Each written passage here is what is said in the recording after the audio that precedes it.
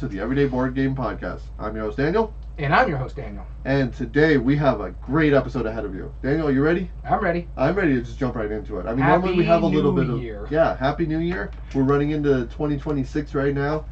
If you're watching us live, which some of our viewers do, which, by the way, if you're not, you should. It's fun. We love hearing your commentation while we're talking. Commentation? Whatever the word. Commentary while we're talking. That's right. This is December 29th, 2025. The last episode that we're filming of 2025. Oh, and for our audio listeners who listen to this on a delay, because we film ahead, there are some special episodes that dropped on our YouTube channel for you guys to go check out. That they're going to drop on December 31st and September 1st. September 1st? Or November 1st. Oh my goodness. January 1st. Really... Well, we're out of it. Let me get back to my coffee here. Cheers. Yeah. So it's January 1st and December 31st. Okay.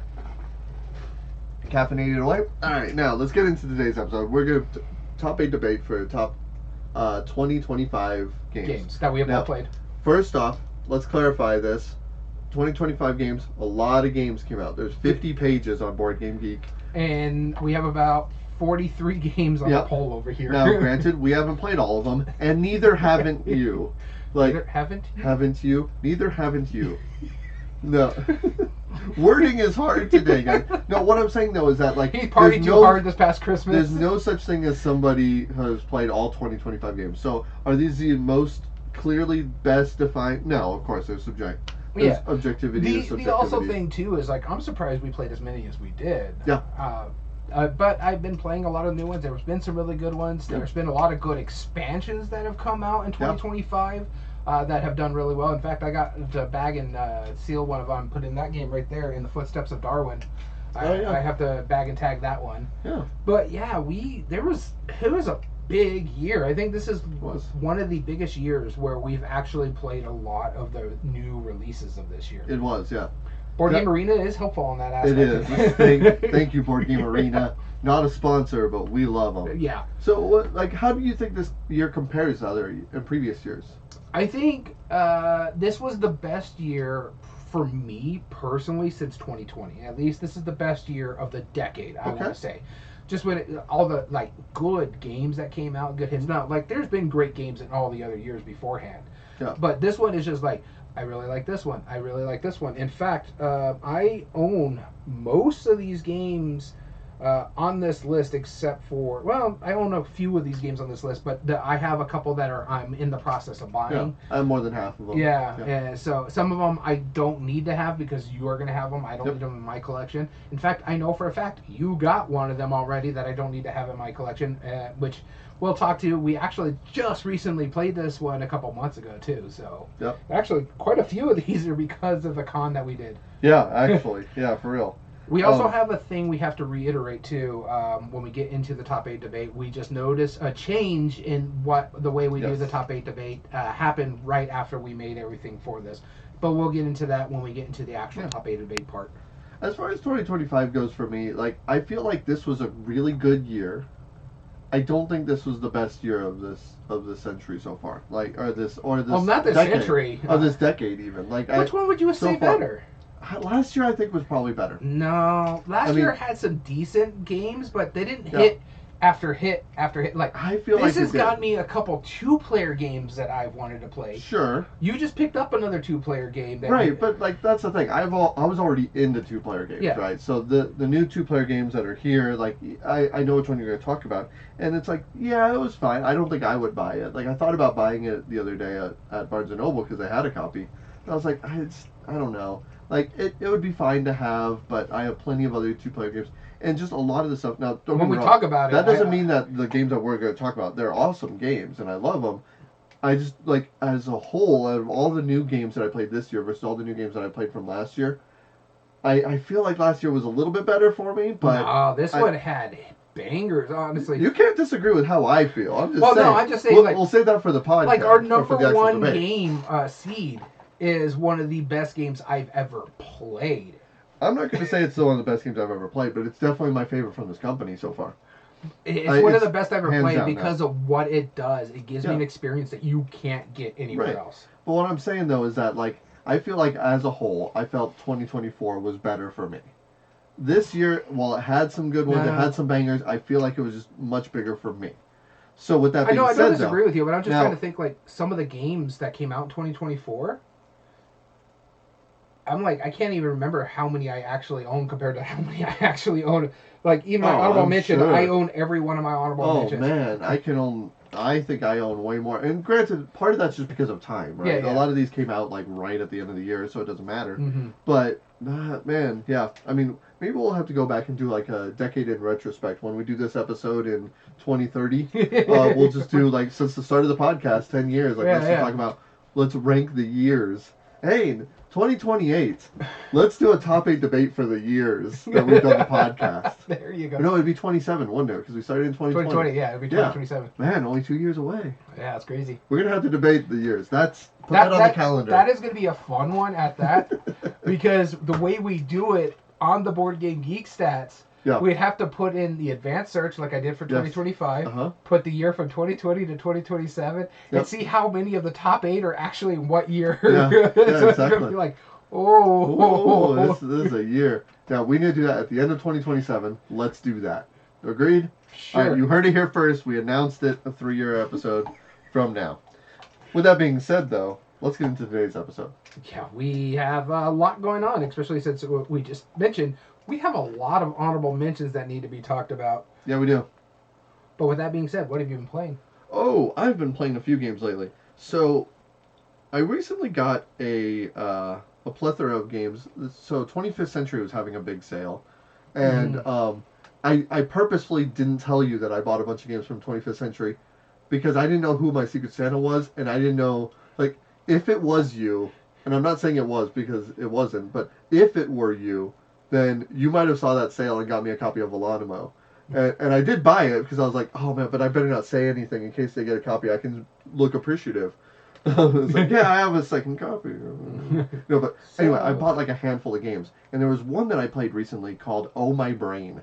And this is a Bruno Cathala card game. And it feels similar to Volomino, whatever. I've heard of Oh My Brain. Yeah. It's 2-player, right? No, it's one. It's like 2 to 5 or something. Yeah, I haven't picked it up myself. You would like it.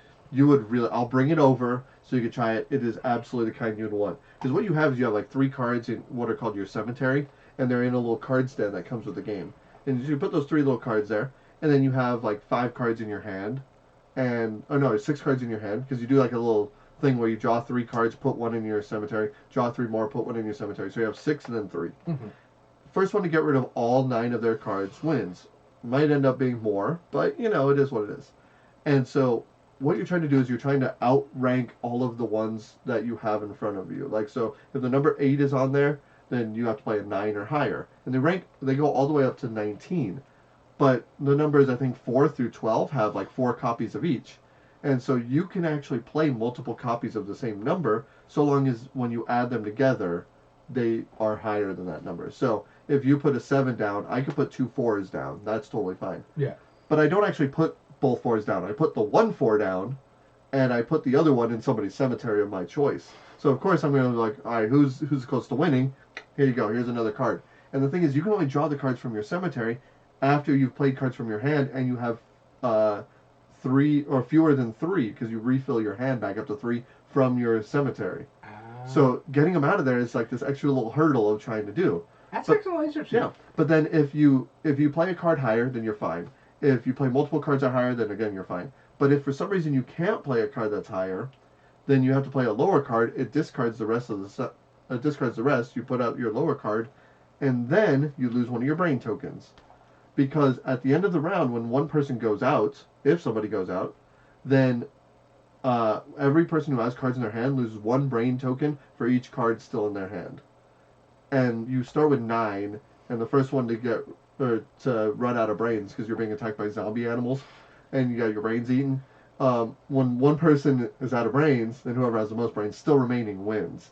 So there's this cool little push and pull, and there's special ability cards like 8. The next card has to be lower than the 8.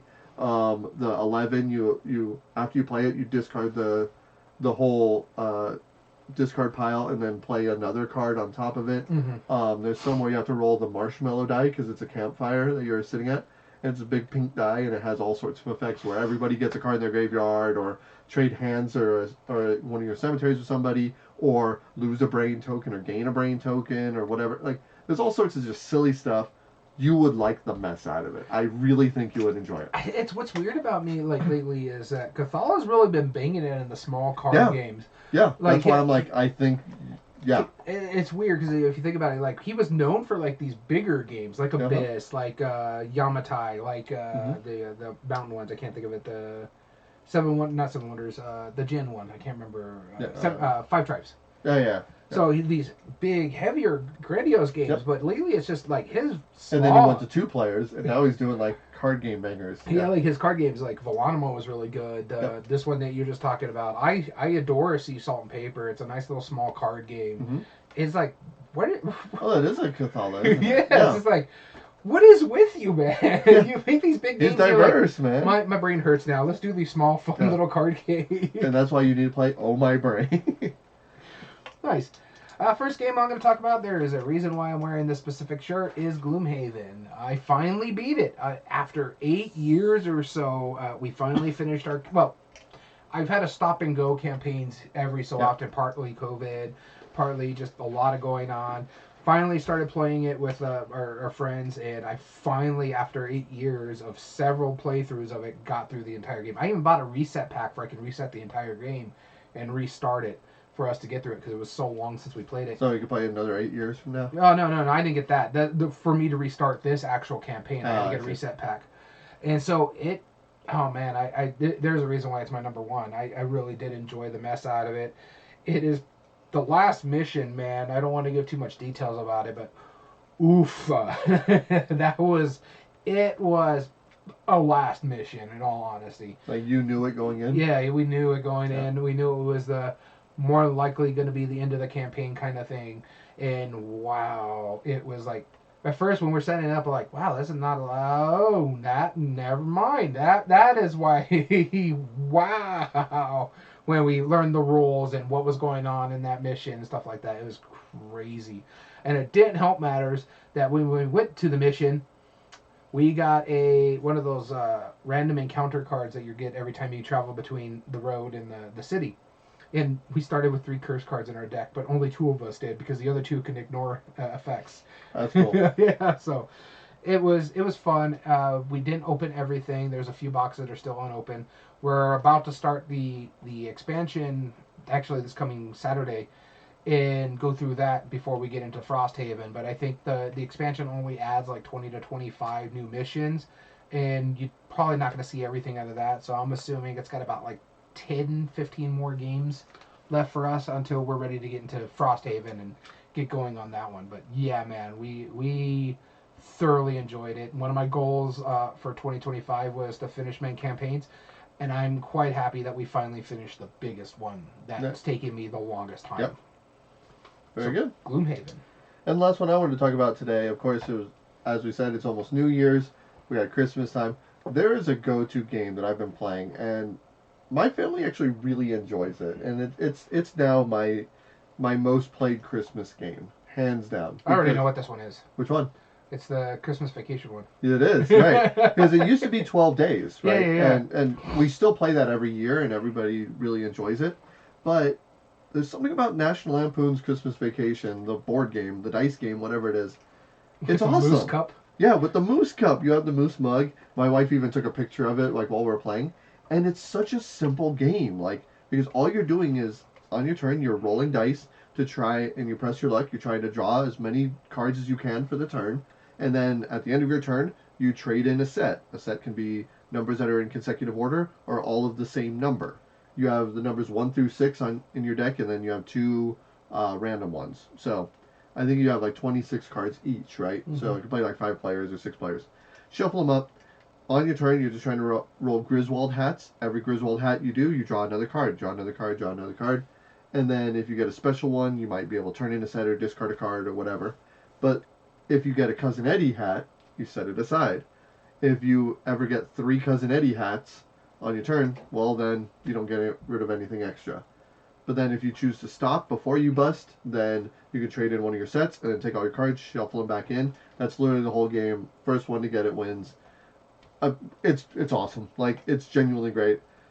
I don't know why this hasn't been talked about more because it is a good quintessential press your luck game. Mm-hmm. It works well. It does it in a way that I haven't seen before, Yeah. where you're not rolling the dice to try and do like you are trying to do something, but it's not the dice results that lets you get what you do. It's just dice results let you draw cards, and then you choose what to do with the cards. And I like that idea. Like dice that let you draw cards is so cool how it works. But anyway, I digress. I think more people should talk about it. This is my go-to holiday game. National Lampoon's Christmas Vacation from Funko Games. Yeah. And Prospero Hall. The go-to holiday game that we've been playing a lot lately. I haven't played Santa's Workshop. No, Santa's Workshop I didn't play this year. Yeah. I did play a couple other ones at the Christmas one, but the one that we always bust out and it goes down really well is the Muppets Christmas Carol one. Yeah. It's the Spirit of Giving. Prospero Hall also. Yeah, so it's a quick little card game that goes down. Like it went down well with my family when I was hanging out with them on Christmas Eve. So yeah, and speaking of Prospero Hall, like Coca-Cola Polar Rollers, yeah, basically Pass the Pig with polar bear meeples. Bears, yeah. Like that's one of our go-to also. Like, yeah, so the Funko really knows how to bring out the Christmas because they did the Home Alone game and that was pretty good too. Oh yeah, the Home Alone game. Yeah, I ended up getting rid of my copy, but it was decent. And I got a copy of it, so didn't get to play it this year, unfortunately. Yeah. Illnesses and stuff like that, and just what happens. But speaking of Christmas. What sometimes makes you drive? There are things that Christmas makes you do, especially when you got to deal with your family, and that is drink. And we played a game on our Christmas holiday, our Secret Santa, all about making those spirits called distilled. Oh yeah, okay. I was like, where are you going with this? But yeah, I finally got it off my shelf of shame. I had it; it wasn't on there very long, but I finally got it off. I think I got it early part of 2025. Yeah, long enough. No, it's been long enough. I found it to be an engaging game, very fun. I'm glad I own it, and I'm glad it is staying in my collection. I have to move it over here. I just haven't, because I was doing some stuff with it and showing it to my wife. But I enjoyed the mess out of it. I was shocked how long this game is for how simplistic the mechanisms are. I mean, this thing is quick, snappy. You know what you're doing, and it's like, we've been playing this for 2.5 hours? What? Yeah. It was crazy. I was like, that is ridiculous. But first off, it's a table eater. Yep. I like the fact that you're going to do turn order turns. You're going to do, everybody can do whatever they want at this point in time. Yeah, it's like, I can't think of the mess of it. It's like real time kind of thing. Yeah, simultaneous play. Simultaneous play, there we go. We had sections of that, and then it goes back into order. Like the thing is like, oh, you completed this order, you both finished the same drink. All right, now we got to go in turn order form. So since you completed the drink and you're next to the first player, you get that token. I get that last token. Luckily, there was another one there, and that actually came out very important at the end of the game because I'm like, oh, he's gonna fight me for this. I need to make sure he's going first, so I need to at least make sure if he makes that drink. Yep. I still have that token for myself. Yep. But he made a different drink. I'm like, all right, I still get that final token. If not, I'm at least getting some money out of it. But yeah, I played it right because I was looking at his board and I'm looking at the other guy's board. And I'm like, he's going after my drink. Let's see what he drops out. But I don't have that option. So I need to. Oh no, I was the first player that turn. I'm like, I know for a fact I'm guaranteeing that for me. Yep. And so I enjoyed it. I thought it was very thematic. That theme really comes through. I love the fact that it has. What people don't realize is when you distill, they call something the angel share, where the top of the thing gets cast off. It just basically evaporates. This one, they kind of give that to you because you have to pull one card off your deck and one card from under your deck, and from the bottom of your deck, and put it back into your pantry. And so the top card is technically the angel share that goes to God kind of thing. And it's a fantastic little game. Well, not a little game. It's a fantastic game. Paverson really did a good job with this one. Makes me really want to try Luthier now. Yeah. Oh, absolutely. This did for me too. I see what all the raving was about. Yeah. Like, I very much enjoyed my time with it. I can see why some people might not like the randomness of it. Like when you pull off 2 cards. I mean, effectively, all you're doing is just discarding 2 cards, right? It could be I need 2 random cards. But I like how they tied it thematically to the top and the bottom. That was cool. Yeah. And, sometimes, and again, I get why some hark on discarding 2 random cards from your whole thing. It's like, yeah, but I dumped in 40 cards. And so... And the fact that they kind of mitigate it, I'm weighing off of that random, right? And the fact that they mitigate it, too, because it's like how much sugar you put in it gives you more cards to put in that deck. Right. And I remember there was one time where I was like, okay, I'm gonna load it with like a bunch of water, a bunch of alcohol, a bunch of wheat or whatever it was, right? Mm-hmm. So that way my two fruit, there's the only two fruit I need, and the only two fruit I have, that should be no problem at all. I should random that out. The only way this could go bad is if I pull my grapes, my main grapes, and not the other fruit. As long as those aren't like, that's fine. Even if I do the other fruit and keep my grapes, that's also fine. Yeah. Sure enough. You pulled the two grapes. No, the grapes stayed in the drink, and then the other one, because that was the only reason I couldn't do my signature special, spirit. okay. Yeah, special. Was it the random grape or your specialty grapes? My specialty grapes, and then from that point on, did you notice how I was going for all the ingredients and stuff? I was trying to find a grape. You know, the specialty grape goes back into your drink, right? Did you read the card all the way through? No, if it's discarded, it gets back in. It didn't discard. It stayed in the drink, and the other fruit. Oh, the other fruit got discarded. So okay. I had to use it, and I was like, man, if only is there any way I could just discard it and not make a drink? And I thought about it, I was like, well, that's not how distilling would work. You can't just extract the grapes out of it, like. It's like, well, okay, that answered that question logically and in theme. Yeah, no, it was a really cool game. Yeah, I really enjoyed it. I was shocked how much I did. Yeah.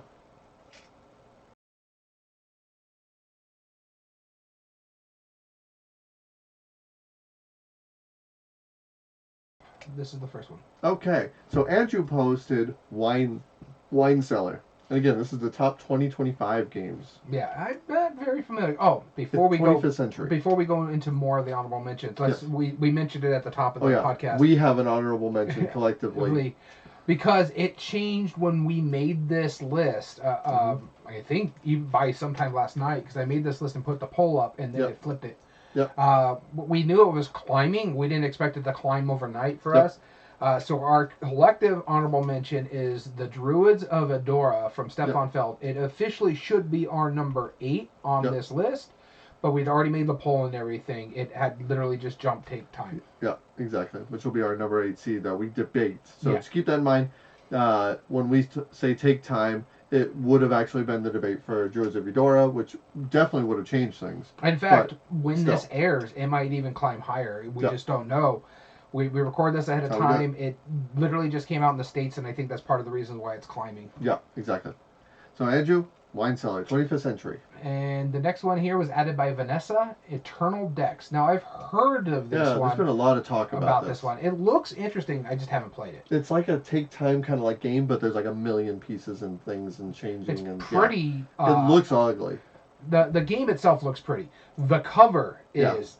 atrocious. I don't like the cover. Yeah. Vanessa also added Natura, A New Beginning. I think that's nature is what that's supposed to be. Yeah. Kevin added Unstoppable. I have this one. I haven't played it yet. John D. Clare solo. This was the first like solo hero series that I didn't back. Even though it was John D. Clare, I'm like I've been kind of busted on a lot of them. I'm probably gonna get rid of most of mine. Just because it's like I only play one of them, and it's the King Klinko one. All the others, like, they're fine. Which one's the King Klinko? The Proving Grounds? The Proving Grounds, yes. Yeah. That's the one I did not like. In fact, that's the one that put a bad taste in my mouth, and I haven't played a lot of the others. I don't blame you. Maybe you'd like the others. I don't know. I know you're not big on solo, but I'll lend them to you or give them to you, whatever. I don't care. I'm not big on solo? That's 2-player games, yeah, that's right. All right, Mike added Look Star Wars Battle for Hoth. There's a big old solo game right behind you.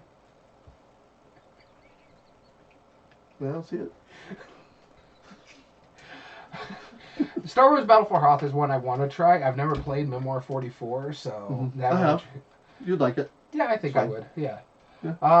Matthew added Twisted Trumpets. I believe this is a trick-taking game, is it not? No, it's a tile laying game where there's trumpet pipes and stuff. Yeah, I've seen it. It looks kind of cool. All right, Patrick added Speakeasy, Vita Lacerda. Yeah, I still have not played a Lacerda game. I have only played one. I was about to play one today. Which one? Weather Machine. Oh, okay, because I'm thinking about buying CO2. I'm like, I don't know if I'm gonna like something that heavy. So I have a friend who really likes Weather Machine. So there's only one really that I want to play of Lacerda's for sure. Is the one I want to play is On Mars. Yeah.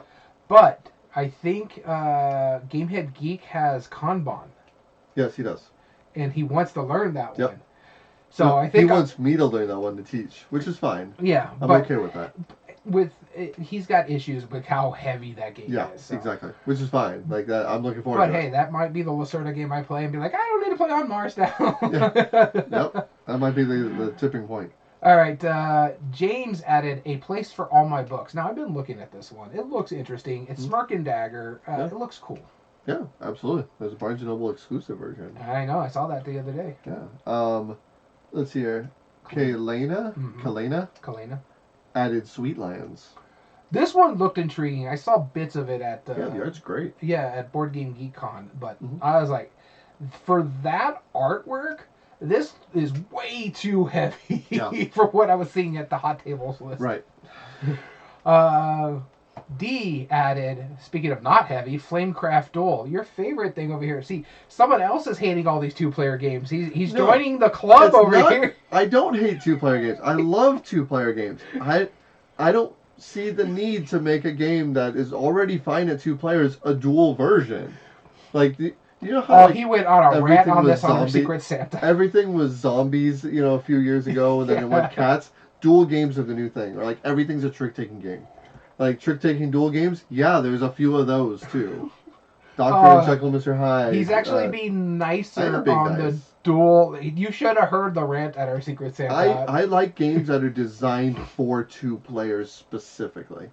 I don't see the need to make a good two-player game that plays 2 to 4 into a two-player game. You know what they should do on the new two players line? If you're gonna keep making two-player games, do what they've done with other lines and say this is in the Tokaido world, but it's not Tokaido Duo. Yeah. You make it its own name, a Tokaido game, like what they've been doing for the pandemic census. This is Lord of the Rings, a pandemic system game kind of thing. Do it something like that. It's like if you want to use the artwork that you already own, if you want to use the theme you already own, make a two-player game and put it in that world. Yep.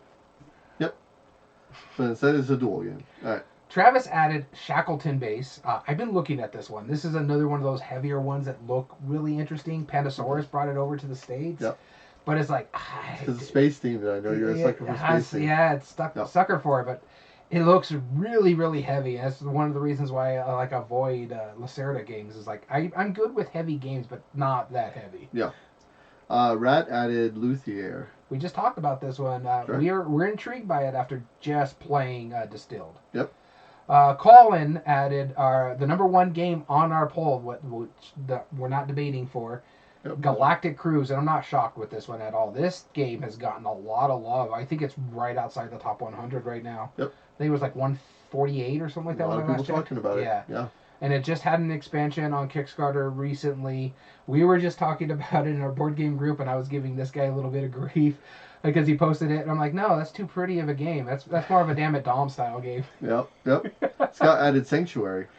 Which one is that one? Do you know? No. No, never heard of that one. I think it's like a Wise Wizards game, no? Maybe. I might be wrong. We'll check We'll look at it later. Scott, a different Scott, not the same one, added Ardia, The Path We Dare Tread. Now, this is a new game from Far Off Games that we kind of had a look at Board Game Geek Con. Far Off Games known for Zaya, the Drift System. This is their, I guess, not second game, but it's like their next big game, and it's done really well. The next big one. And I actually jumped on their Kickstarter, but not for that. Their surfing game was cool, but it was a little more than it was needed to be. So I actually used their most recent Kickstarter to get Zaya. Yeah. They had it where I could get Zaya. There you go. So I'm finally getting it now. No, I haven't heard of this one. Robbie added Gems of Iridacia. Yes, you have. We talked to the designer at Board Game Geek Con. It was the guy that had the booth. You saw that you were looking at the little gems. Oh, is this that one? Yes. Oh, okay. Gotcha. Chris added Keyside. Now, I know you're interested in that one because it's in the Key group. Yeah, and I haven't played one of the Key games, but I have one waiting to be played. I know waiting to be played. One of these days I will. KR added Guildlands. I've heard of this one, haven't played that one. Yep. Super generic title and cover. It's very generic, but I heard it's actually really good. Yep. Morgan added 20 strong Tanglewoods. I have been interested in the 20 strong. I haven't played the system. Mm-hmm. The Tanglewoods actually looks really good. It's a riff on fairy tales, right? Like Little Red Riding Hood or something like that. Yep. It looks interesting. Vicky added Raising Chicago, which is one I've been very curious about. And Steven added Lord of the Rings, Fate of the Fellowship. That's what we were just talking about, a pandemic system game. I do have it on my shuffle shame. We just didn't get it played. Yep. Ian added A Wild Venture. And I think this is Zachary also added Sweetlands. Yeah, second Sweetlands. Go Okay. ahead. Yeah. Dan added Covenant. Oh, of course you're going to make me say this one. Dan also added Tianxi. Aha, I said it right. Sure. Spencer added Shallow Sea. I know Tianxi, that's the next T-Series game. Oh, yeah. Oh, they purposely make it hard to pronounce, yeah. Yeah. Shallow Sea. Never heard of that one. Shallow Sea, yeah, you've seen it, though. The cover is the one with the little Finding Nemo, the clownfish, in the blue cover. Yeah. I know the cover. Don't know anything about the game. Yep. Spencer, I hear it's nautical theme. Or not nautical, but ocean theme. Yeah. Spencer also added Biome. I guess he likes nature. And Spencer also added Forest Shuffle Dartmoor. Yes, it's confirmed. He likes nature. We found it. Paul also added Trinket Trove. And Paul added No Loose Ends. I mean, he does have his own gaming company. Huh. Aaron also added Galileo. And guess what? That is actually my next pick. Oh, nice. Okay. Paul also added Waddle. For those that you don't know, Paul Solomon is the designer of a few games. He actually has his own company now. I think it's called Gamehead something. Yeah. Actually, I think it's just called Gamehead. Yeah. And so that's why we keep going. Yeah, because they might be. I know the first two are his. Yeah, I don't know about Waddle. I don't know about Waddle. Might be. Nico's added Elder Scrolls Betrayal of the Second Area. This is the Chip Theory one, right? Yes. This looks interesting to me. Yep. I like the adventure game, like the Skyrim one. That was really cool. But Chris added G.A.M.E.R, Rise of the Gods. This is the expansion we were talking about? Yep. I like G.A.M.E.R the game. I'd rather play the Cyclades game instead, but sure. G.A.M.E.R's fine.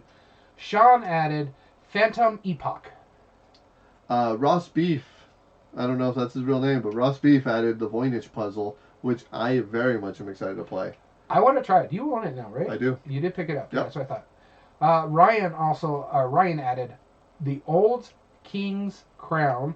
We did see the copy of this at Board Game Geek Con, but did not play it. Nope. It was at the hot table. We only got to play one game at the hot table, and there's the one we wanted to play. So. That's right. Javi added Mythic Battles Isfet. I've seen this. I don't know anything about it. I don't know anything about it. Not my style. Dawn added Twinkle Twinkle, which is, I think, all play? I think so. Yeah. And finally, Mel added Fountains, which we did play. Yeah, that was a fun one. I did enjoy that one. I'm still waffling on buying it. I almost picked it up on the Barnes deal. Same. Almost. And then I saw Barcelona. I'm like, I'm taking that one instead. Yeah, Barcelona's going to have it. Yep. There we go. With that being said, there's a few comments here.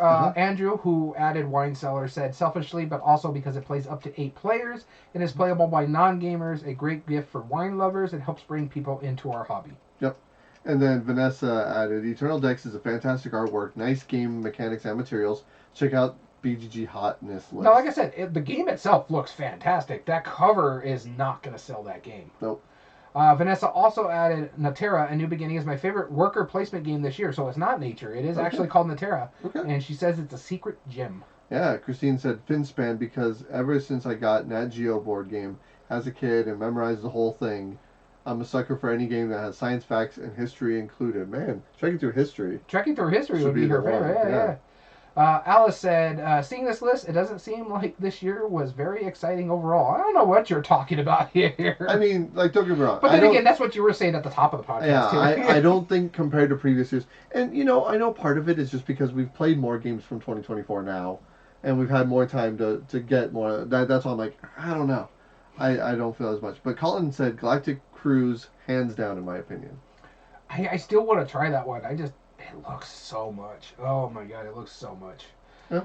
Ron said, going strictly from phone calls and people in his game store during Christmas, it seems everyone was looking for Hot Streak, which is a fantastic game. Yeah. We'll get into it. There's a reason why it's in our top 8. Yep. And we'll be debating in a bit.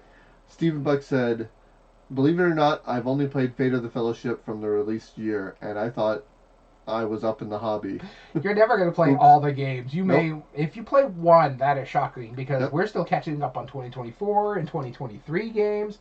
I think the Distilled we just played was a 2023 game, so. Yeah, right. We're a couple years behind. Ian said, a wild venture because it's the biggest surprise in a hidden gem, amazing deck building and deconstruction with engine and tableau building. It hits that sweet spot that only Everdell, Wormspan, and Imperial Settlers Northern Empires reach, but is shorter and addictive. A very close second for me would be Ember Heart. Great quality, interesting balancing Betty mechanism for worker placement with wonderful tableau building. And then Luke said, I got 20 strong Tanglewood for Christmas, and I'm really enjoying it. Corolla Clark, last name.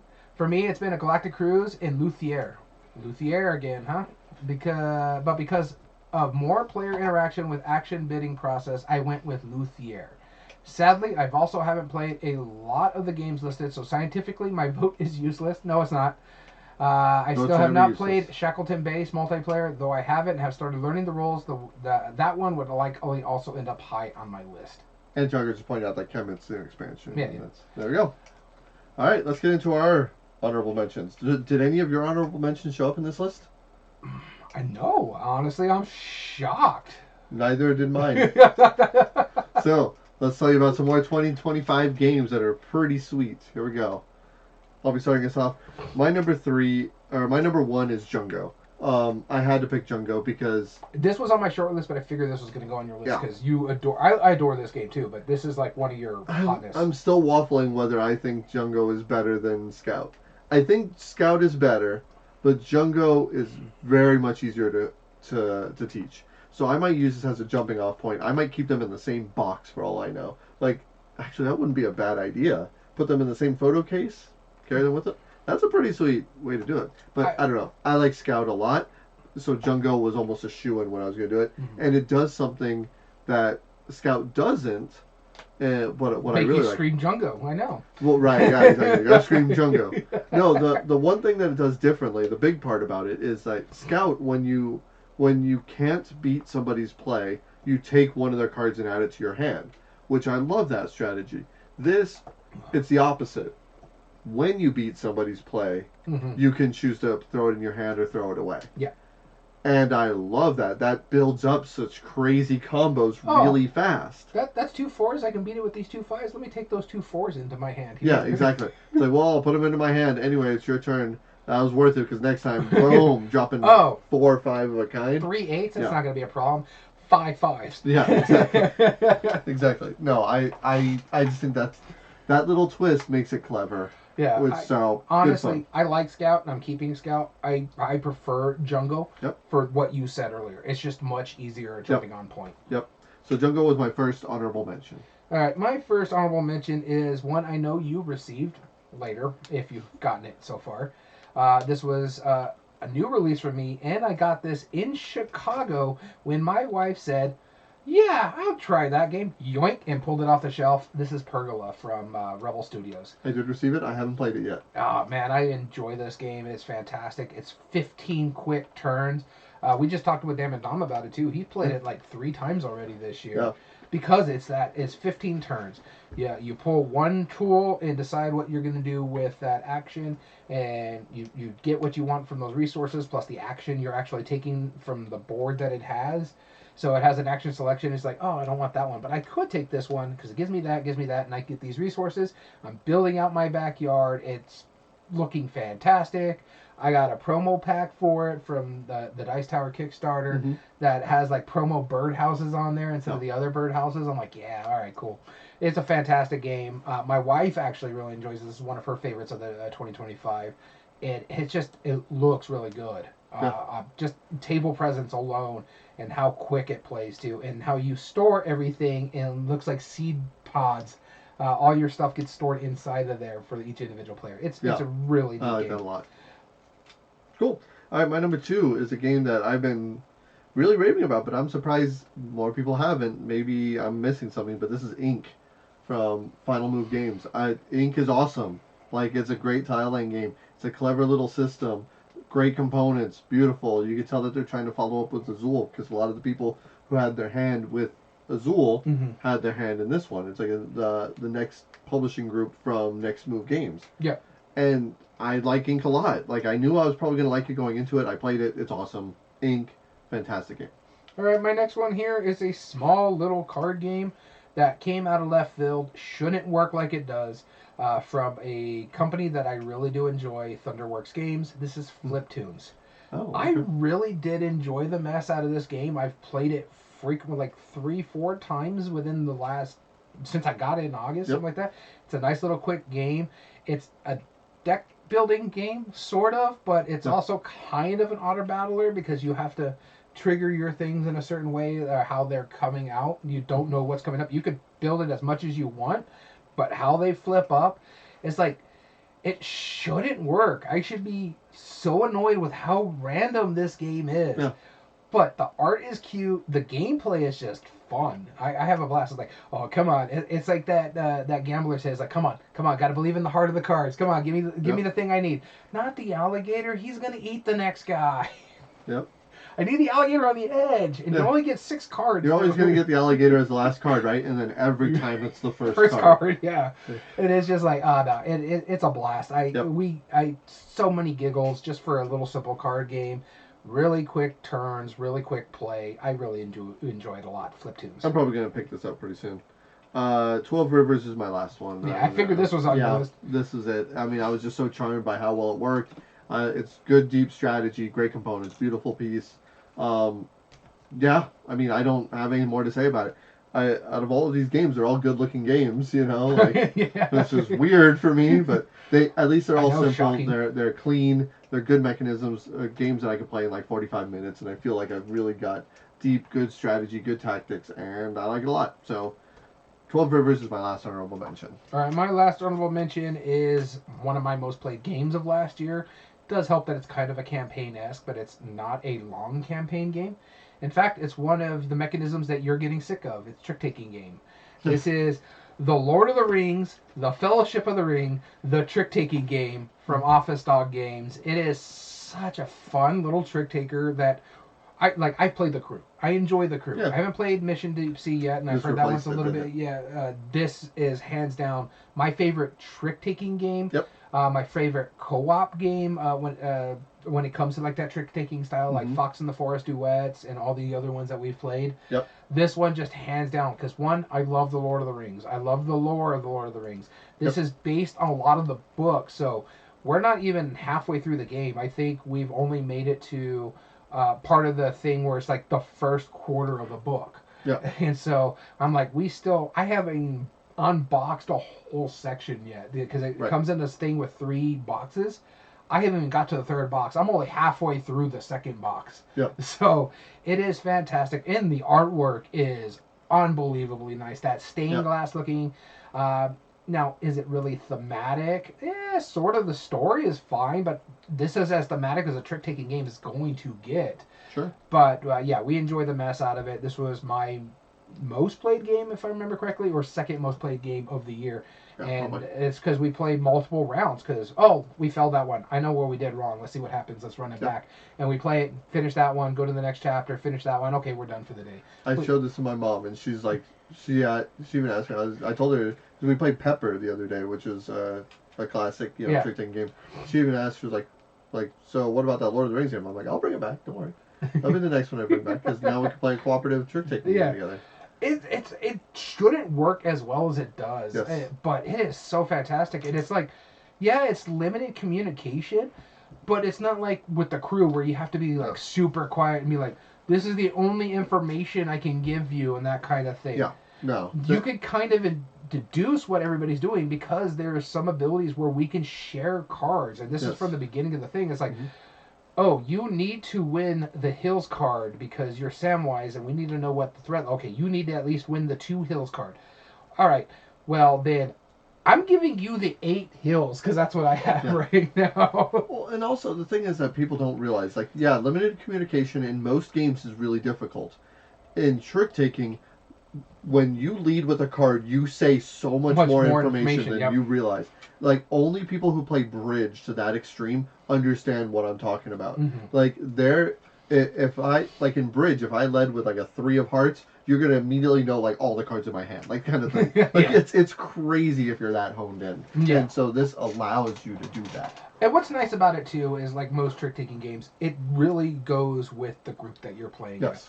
And if your people are very familiar how you play trick-taking games, they'd be like, "Oh, he led with that, and he led with a 5. He must not have high cards in that suit. Right. So maybe if we top deck this suit or get this suit out, then we can start feeding this person tricks that we need to give them." That kind of thing. Exactly. Yep. Exactly. Cool. Well, let's get into today's debate. We are going to be debating the top 8 highest ranked on Board Game Geek games that Daniel and I have both played. That goes first with our number 1 seed, Vantage. Going up against our 8 seed, Take Time. Our number 2 speed. Our number 2 seed, Finspan. Going up against our 7 seed, Magical Athlete. There's speed right there. There's speed. Number 3 seed, Toy Battle. Going up against our 6 seed, Tag Team. This is the 2-player aisle. That's the 2-player one. And the silly category, number 4 seed, Hot Streak. Going up against our number 5 seed, Moon Colony Bloodbath. This is going to be a bloodbath for you because you love both these games for different reasons. Those are my 2 favorite on the list, probably. My 2 favorites on this list. Those are probably the first. My favorite is the first bracket, but I also like a lot of the second bracket too. Yep. Cool. All right, and then of course, like I said, it's the games that him and I have both played. We give your honorable mentions. During our debate, we'll be breaking it down with our 5 gamer criteria. That is game immersion, and that consists of: is this game fun to lose, player interaction, and memorable moments. The A in our gamer criteria is art and production, the art, the pieces and components, and the graphic design. The M in our category, or the M category in our gamer criteria, is meaningful choice, impact on other players, depth of strategy, tactics, or skills, and do arbitrary choices or AP impact the game in a negative way. The E in gamer is ease of play, simplicity and familiarity of the mechanism, the likelihood to get to the table based on the mechanism or possibly the theme, and it is easy to learn, understand, and or teach. And the R in our gamer criteria is the replay value, length of time and scaling well, minimum number of plays for the full experience, and expandability, confirmed or speculated. And finally, if we cannot come to a consensus, that's why we put up the poll on the Board Game Revolution Facebook group. You help us decide which one moves on. There you go. So, shall we get into it? Let's get into it. I already pulled. Vantage versus Take Time. You're starting us off. And I got Vantage. Okay. Vantage is by far one of my favorite games of all time already.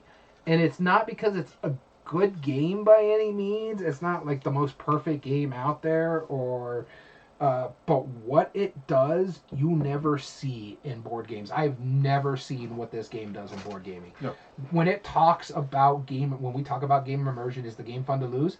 Yes, we're going to lose this game a lot because I'd rather go look at what is in this cave over here than, build a structure or whatever I have to build out there, or find a structure, that kind of thing. It's like, no, I want to go to this cave because there's a giant creature over in that cave, that kind of thing.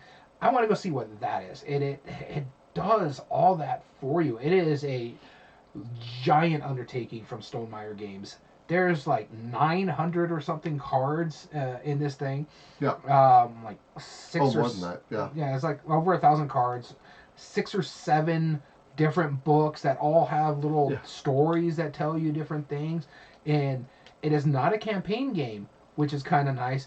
But this has such immense replayability in there because, like, even if you go to something you've already seen before, which I've done maybe once out of all the plays I played on this game, I choose something different. So I already have a little bit of information, and if I remember that information. Right. And it does so well. And this is one of the few games where a large box game with a solo mechanism in it, I will still play because it is just the Elder Scrolls style of game that I like. It's like, oh, look, you can go do the main storyline, or I can go over there and go look at this thing over here because it looks amazing.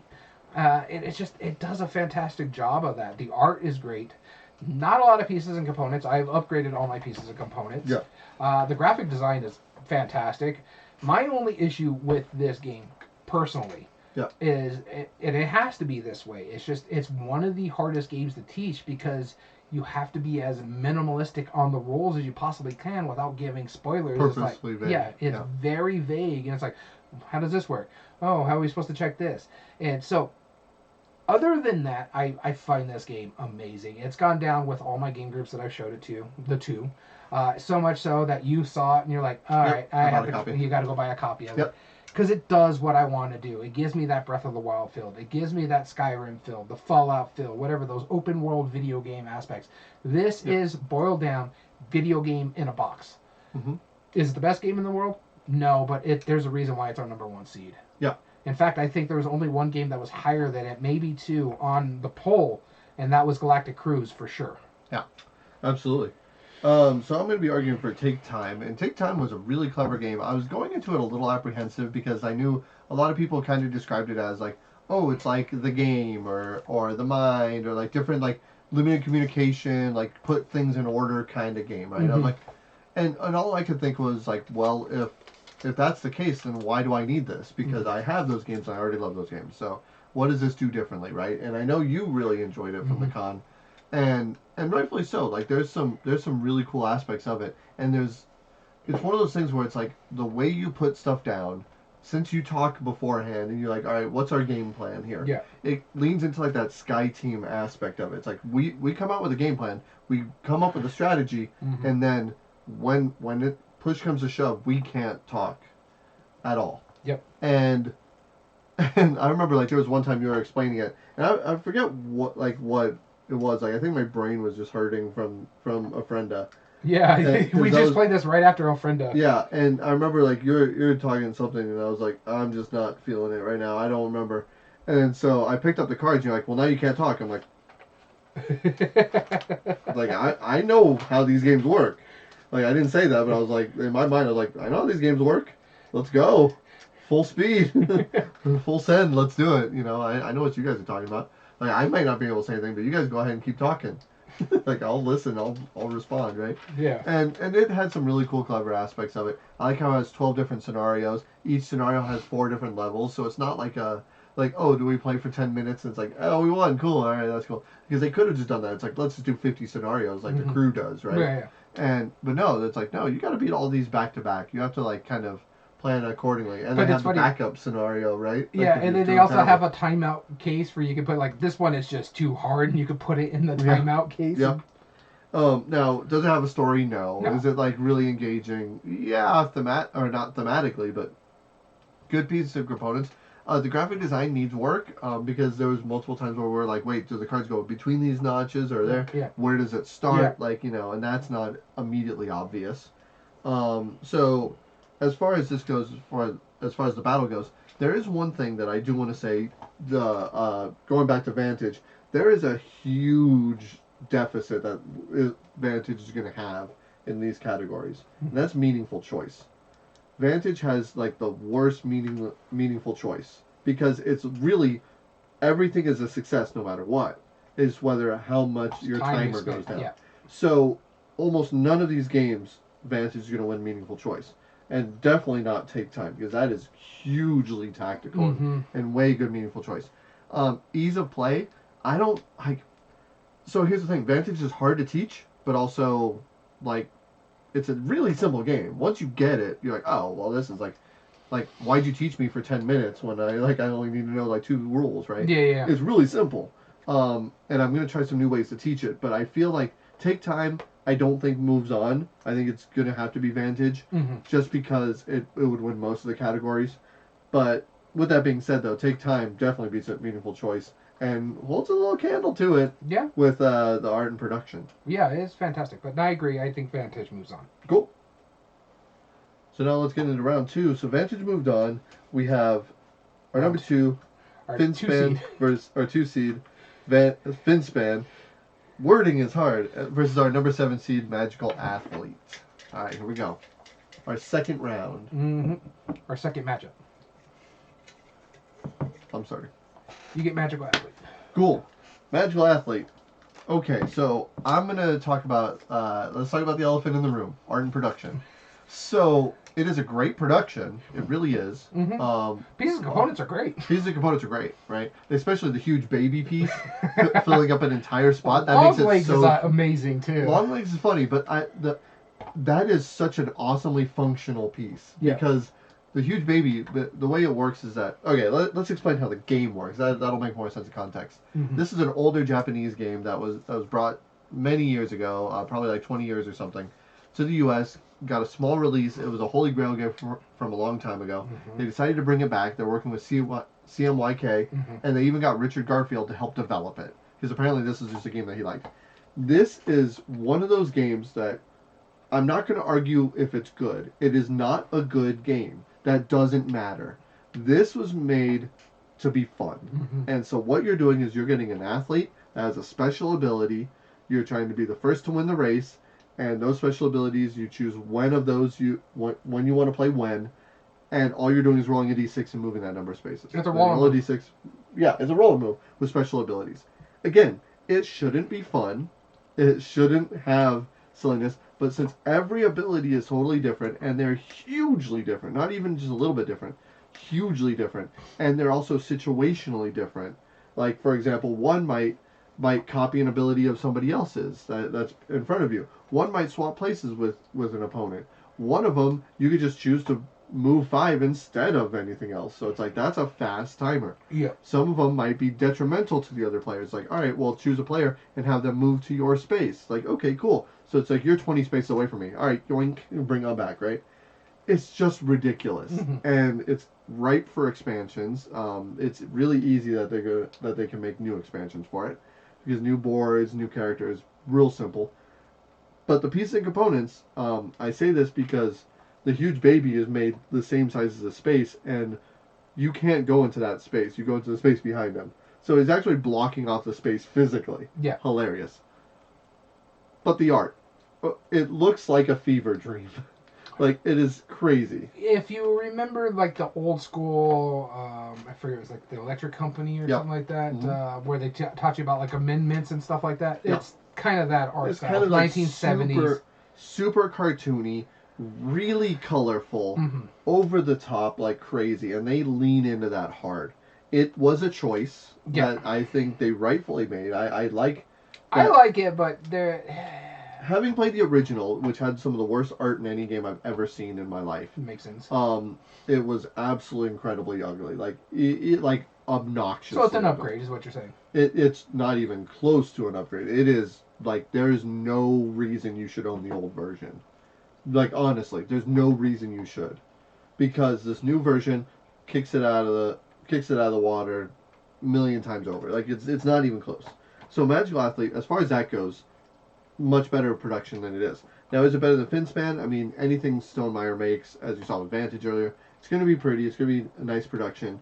There were some little like things I didn't like about Finspan's production, but again, I can't claim that the art in Magical Athlete is better than other art, because it is very much a subjective style of art. Here's I know what one of your issues is. Some of the pieces and components in Finspan. I have the upgraded bits. They don't work as well as what comes out of the base box. Right. Yeah, when you have upgraded bits that don't work as well. Yeah, but it's just it's Sure. more thematic that way for it. But yeah, the upgraded bits don't do what the base box wants to do, and he even says like this is not going to work as well as what comes out of the box. But if you want them, they're here. Yeah. Because he knows his audience. They know they want the upgraded bit stuff. Yep. Because in the base game of Finspan, you have a token. One side is the baby fish, and the other side is the egg, and you just flip it over when the egg hatches. And I think that's fantastic. Really well done.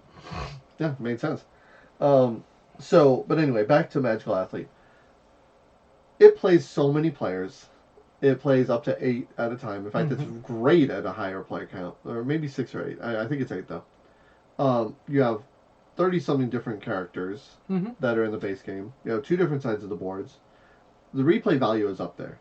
Ease of play is really up there. Like Finspan is like the simplest of the trio of the span games, and that's fine. It is the simplest one. It's nothing as simple as this. Like, yeah, it's not hard to teach someone. Oh, roll a die and move that number of spaces. That's literally how the game works. If you've ever played any game with dice in it, you've probably played roll and move game. How simple can it get? So I think it wins ease of play. I think it wins replay value easily. Um, and I personally think Magical Athlete wins as far as game immersion goes because there is that massive player interaction. Like playing is like calling people the name of the characters, like, "Oh, you huge baby, come on now, like get out of my way," or playing into this like the absurdity. I've seen game designers who design really complex games in tears laughing at these moments of playing Magical Athlete. I remember it very distinctly. It was very memorable. And it's fun to lose because it's just so absurd, and you can't bank on like how on trying to win this game. You can't bank on the meaningful choice on it. No, it's stupid. It's supposed to be dumb, and it leans into it so hard that it makes it amazing. This is a B movie like level board game. What they leaned into the absurd so hard that it works in every aspect. I personally think this one should move on. But you take your personal out of it. Yeah. But I think those three categories, I think it wins. But by all means. We need to get a timer because you've been talking way too much about Magical Athlete. That's what I was thinking. That's how we can cut down the episodes. We get a timer for these debates. 2.5 minutes. That's all you get. Okay. But Finspan, fantastic looking game. Fantastic. I mean, it's Stonemaier. You're not going to have a problem with that. The cards, very educational too. They have like a lot of text on there that give you like ideas about it. You have like the deep sea part of it. You have the estuary part of it. It's all really relevant to the theme of this game. Right. And I don't know how they keep doing it with these span games. Like Wormspan is like offshoot, but like these nature themed span games between Finn and Wingspan, they've done a fantastic job when it comes to this one, when they do these things. I still like Wingspan more because I like birds more than I like fish, but I do like sea stuff as well. Mm-hmm. So it is a fantastic game. The art production is through the roof. The meaningful choice in this one is pretty good. And as you were mentioning earlier, this is the easiest of the span games. Mm-hmm. Much easier to teach. It's like you have these cards. You don't have to pay for them, but you have to do like you have to discard certain things. These cards are also your food. It turned a multi-use card into a simple multi-use card. Oh, you want to feed this fish? You have to feed this fish. You got to get rid of one of your cards to feed that fish. Oh, you're going to draw up, or you're bringing stuff back from your graveyard, which you can. You could draw off from the deck that bring to your graveyard as well. It has such simple, quick turns that you weren't expecting from a span game, because I don't know how people called Wingspan a gateway game at one point in time when it first came out. There was no way that was. You're lying. This was closer to a gateway game than Wingspan is. It's still not a gateway game, but it is a simpler version of what you're trying to integrate people into. And the theme will actually get people into it as well. It is easier. The replay value is there. They haven't announced an expansion, but this is Stonemaier. They're probably going to announce the expansion when it's already in their warehouse sometime in the next couple months. Yeah. I know they're working on expansions because he has it on his Finspan expansion 1 on his stuff. So there is expansions coming out for this game. Yeah. But with that being said, I agree with you. Honestly, Magical Athlete is going to move on. It for the same categories. Art and production I give to the Finspan. But the meaningful choice, is Finspan as well. But game immersion, ease of play, and replay value are through the roof. Yeah, Magical Athlete doesn't have an expansion, but it has the other two things, because you're not going to use all the racers in the game, even if you have a full player count. There are so many racers in this. And if you play it where you're playing the full 4 races, the drafting stuff, it's really neat how this game works. It's a fantastic game. The art is a thing. The art's a choice, it's a choice. But you kind of expect it from this company when their best looking game is also on this list. And after what they did to Quacks, Yeah. No, but just to add to it, I know you talked about most of these probably aren't going to have expansions, by the way. I mean, that's unlikely. But this is one of the 2 games that an expansion is confirmed. Yes. Like, Richard Garfield has already made like almost 50 characters and custom ones and multiple boards that he wrote about in his designer diary. So this is one that we'll be talking about as far as replay value goes. All right, Magical Athlete moves on. Our next round, Toy Battle versus Tag Team, the battle of the 2 players. Here we go. Oh, me, huh? That's right. All right. You know which one you're aiming for. I got Tag Team, so. There you go. Just doing a little cleanup over here. Yeah. Yeah, so Tag Team, it shocks me how well this game actually works. I've heard good things about this game. They're like, oh, this is a 2-player auto battler. You match 2 characters together using their cards, and you have their starter cards, and you just decide what goes up and what goes on the bottom. You play those out, and then you can add cards to the deck as you're going. This is a combination of Smash Up meets Challengers. Yes. Yeah. It's ridiculous how it really blows those 2 games out of the water, how well it actually works. Because it gives you... Both of those games were missing the other half of the game. Yeah. The mashing up thing leads you to a lot of random because the 2 decks are going in there, and if you get 2 decks that really don't synergize with each other, you're going to be having a bad time. This one is most of those decks are kind of built to work with each other no matter who you pick it with. Second thing on this thing is the auto battler part of it, like Challengers. And you actually have a lot more control of it because you never shuffle your deck. Right. Whereas in Challengers, you reshuffle even though you add cards into that deck, and then you play them again. This one, you don't shuffle. You decide how those cards are going in your deck. So what happens in the first round, you play out the 2 cards based on the 2 characters, the 2 starting cards, and see whoever does the most damage. That happens. Then, after that's over, you're just trying to knock out your opponent over a certain amount of rounds. And I think it's like 18 total cards for each character, like 9 for 9 each character. And what you're doing is you shuffle those 2 decks, you draw 3 cards, and you pick one of those to put into your deck. Now your deck goes from 2 to 3, and your choice is either put a card on top, a card on the bottom, or a card between 2 other cards. And so you're trying to sit there like, because you're never shuffling, you're like, where do I decide to put this in? Do I make this guy go twice? Do I put their turns going alternating? This guy's going to hit, this guy's going to hit. Oh, this guy's a healer. So let me put this in between because I know this guy's going to get popped because I know how his cards is unless he changes what his card is by putting it on top. But I kind of got that knowledge later on, like, okay, now he's doing this. My next draw, all right, I'm going to put this on top to negate his whatever he's doing. It gives you a lot of depth and choice that I wasn't expecting for an auto battler game because I was thinking more like Challengers with punching, beating everybody up rather than capture the flag. But I was like shocked how well this really worked together.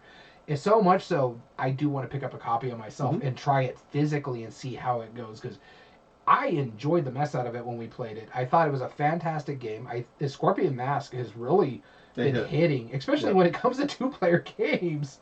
Because Sky Team was another one of theirs that was a big hit. I see why people always like it or really like it. I love the fact I have a promo card over here, sitting over here, because I want to put it in there and see how it plays. It's fantastic. I really do enjoy it. It has real simple turns. It has some actual meaningful choice for a game that you weren't expecting to have meaningful choice. For an auto battler game like Challengers or a mashup style game like Smash Up, it's weird how much meaningful choice is in this one compared to those 2 specific games. Yep. And Toy Battle has some good ones too.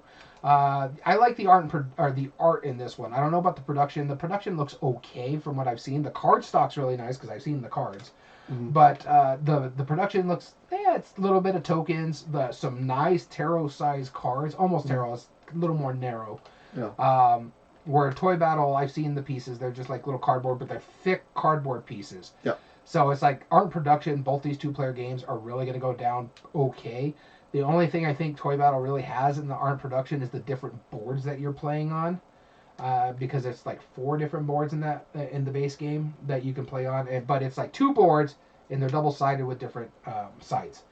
Other than that, I think they're fantastic games. I think Game Immersion for me is Tag Team, but let's hear what you have to say about Toy Battle. Okay, so Toy Battle, Paul Amari, you know how much we like that. He's one of the few designers that can make a 2-player game that you pique interest. Yeah. Right. If it's like, oh, it's 2-player Paul Amari. Okay, I'm listening. You know, and like me, definitely. Like I said earlier, I like 2-player games. I think what Tag Teams does is really clever, and I think it's like one that I want to play more to get more involved in it. Like it's one that I want to return to better because of how it works. I think it's a really clever game. But as far as like which game I think is like strategically better, I think is Toy Battle, and that's because what you're doing, of course, is that you have. Sorry, go on. What were you saying? It's not strategically better. Oh, it is. You lose pieces that you don't know you lose at the beginning of the game because you have to take 3 pieces out, and it could be one of my better pieces. 2, depending on how I'm drawing stuff up, you can get a runaway leader because the way your stuff tackles in better than mine. At one point when we played it, at the end of the game, I knew I lost. It was no way, nothing I can do can change the outcome, and there was like 3 more turns left. Versus a random deck that you draw from to add 1 card to your... Now, I admit you're right that you never shuffle the deck that you're playing with. Mm-hmm. But what you draw is still random. That's still random. Yes, you draw... Yeah, you draw still, 3 cards, though, and choose. And you place it somewhere. But again, that's no different than you have almost your entire plethora of your Toy Battle. There is more random and less meaningful choice in Tag Team. Oh, by far. You're shaking your head. You've already made up your mind. You're biased. All right. No, my bias is like there's more random in Toy Battle. No, there's not. There's really not. You lose 3 random pieces at the start of the game before you even versus realize drawing through a whole deck of random cards. Like there will be the bottom half of that deck that you never see. There's more random there, and you can lose 2 of your most powerful things before the game starts. Or you could draw all of your crap cards first. Like all the cards. There is no crap cards. There is. You could get all the stuff that defends against stuff that doesn't matter. Like if one character is designed to hit and like go over blocking abilities, and you draw all your blocking cards, well, then you're screwed. You don't have the choice in the matter. We're just arguing about random, in all honesty. This is such a random argument. That's what I'm saying. It's more meaningful choice. The strategy that you are doing in Toy Battle has way more effect on it than what Tag Team does. I'm not saying it doesn't. Tag Teams has a lot, but Palomori knows what he's doing when it comes to those 2-player war games. He does. So, and I know you're not going to budge. I know. So the other ones, art and production, it is better in Toy Battle because, the cardboard bits are like 3mm hardcore chunky bits. Oh yeah, I know that. There's wooden standees. There's 4 boards double-sided, so 8 boards that you can play off of. Yeah, 8 boards that you can play off of. And instead of a bag, it actually has a tuck box that looks like a little toy chest, which is pretty hilarious, honestly. So like the production on Toy Battle was just I don't disagree over with the top. I will say Tag Team's art is fantastic, though. Well, the problem I have with Tag Team is because you're tracking your life with cubes that are on a card. Yeah. You bump the table, there you go. Yeah, no, I don't disagree with you on that. I'm just saying the only thing I say Tag Team wins out of art and production is the art. I can agree with that. Everything else is... Man, the toy little warriors, like the duck and stuff, like those are super cool. They're like cute, but I mean... yeah. I could bust one out and show and tell, but I refuse to do show and tell. I know. You know, my case now. So art and production, I think, goes to Toy Battle, personally. I don't disagree with you. Game immersion, okay. So here's the thing, right? While we disagree on meaningful choice, game immersion, I think we agree on it. Like the chaos that ensues from the 2 characters that you play with in Tag Team, it is so swingy and so big. I always get on games cases where it's like when you do something really cool, but you're too afraid to take big risks and make it really big, like jumps and stuff. Like we played those 2 racing games, like between Hot Streak and that Unicorn game. It's like the Unicorn game. It's like I'm going to go 1 fewer if I roll this. Okay, cool. But you do that once in the game. It's like, well, the Hot Streak is like, you're going backwards to like the star. You know, you're going halfway across the field. You fell over. Yeah, you fell over and you got stomped on. You got curb stomped by a bear. Poor hot dog. Poor Hurley. You know, but we're not talking those games. But the comparison I'm making is that, like, Toy Battle, it's a really clear, concise game. And while I do think it gets meaningful choice, it is that clever. And each character has its own ability based on how strong it is. Like, it's almost like a stratego level of, like, strategy. And since both players are playing the same thing, they both have that tactics that they need to think about. And I feel like it's really, really enjoyable on that part. But it's no more than playing chess, right? Mm-hmm. And or stratego, for that matter. Or stratego, yeah. If I'm playing against you in one of those games, I'm like if I see you outthinking me, I'm like, man, Like I played the moves wrong, and that's it, right? But whereas tag team, you're like, okay, well I have this game. This could be a game changing card. Mm-hmm. Let's slot it in right here. Let's see if you did the same thing, and let's hope it happens. And then when you flip it over, it's like, yeah, I got it. Okay, there's that memorable moment. There's that excitement. There's that interaction. And since your characters all play drastically different, Mm-hmm. that's what I'm talking about. Is I appreciate that they pushed it to that level. Yeah, well, so that's the game thing. immersion, I think, goes to that. Ease of play, I don't know. I'm gonna come back to that. But replay value, that's got to be tag team. I mean, there's the multiple boards are great, but it's just multiple boards. Mm-hmm.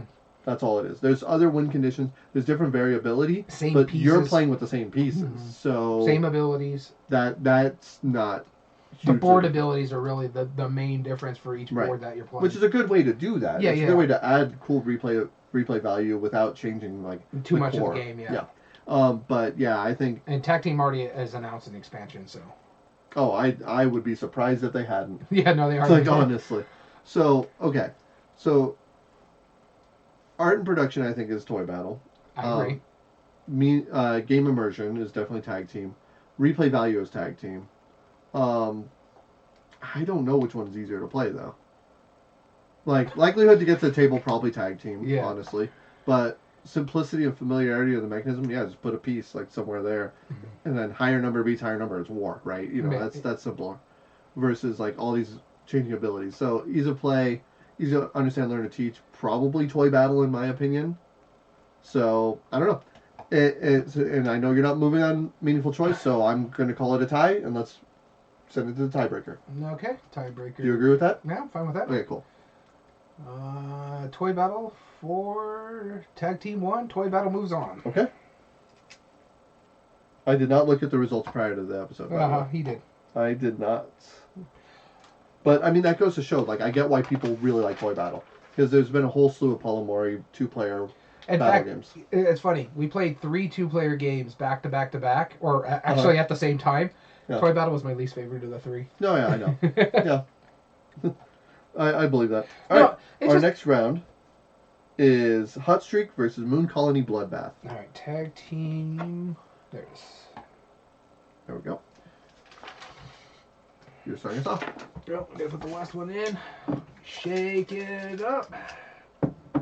And I know which one you're gunning for, but you like both of these, so. I like both of these. I'm cool. I got Moon Colony Bloodbath. I'm cool with either one moving on, honestly. Like, I think they both hit in different reasons. I will tell you my gripe about Moon Colony Bloodbath, but this is the only gripe I really have of this game. Because Eva does one of my least favorite mechanisms well.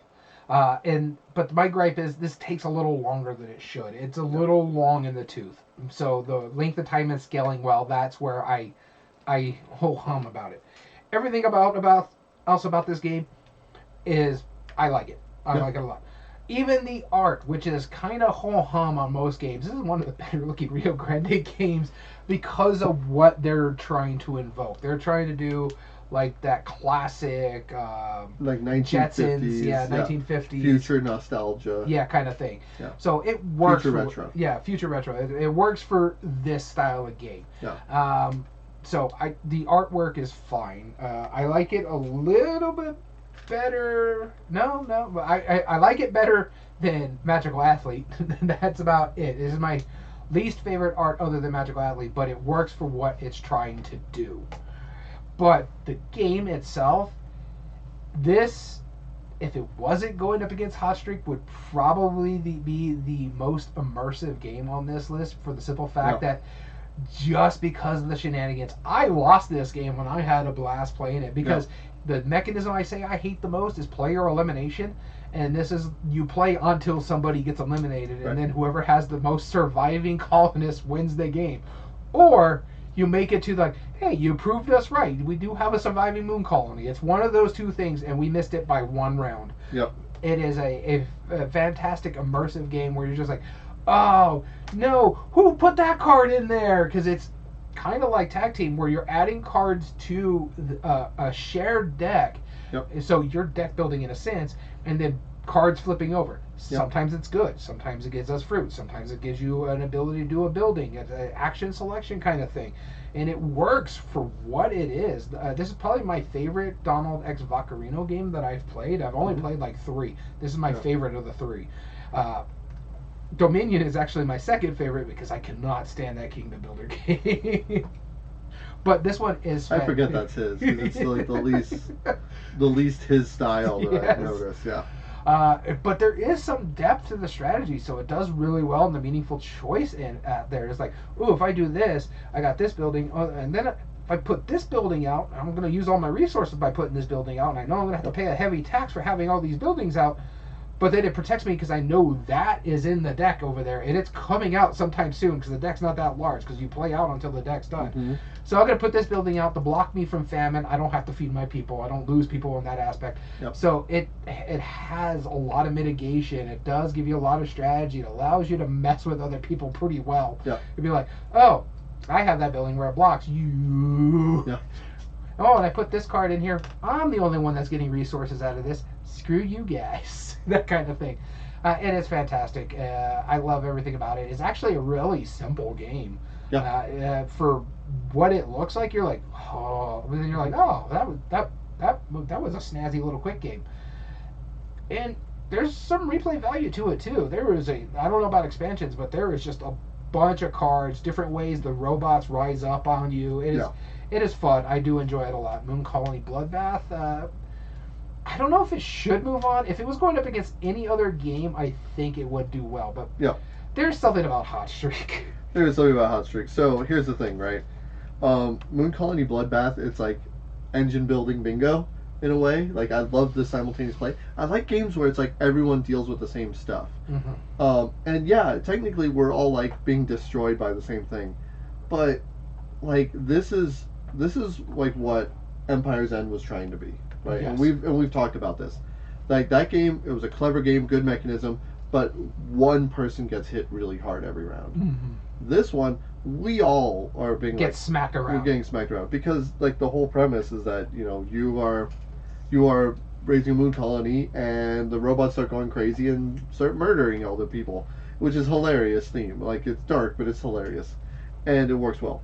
But Hot Streak, you are racing the most low, like off brand, like it leans into the theme so hard. You are degenerate gamblers betting on the most off brand mascots, and you all have random endings, and you feel that so well. Rarely is a theme brought out as well as this is.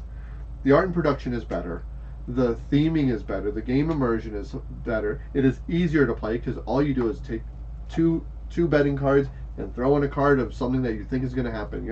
Everybody has a little bit of insider trading, which is great. Replay value, it plays up to like 8 players, and it even has rules to say, oh, if you're playing 9 or more, there's ways to play it. Like here's how you do it. But this is what you do, right?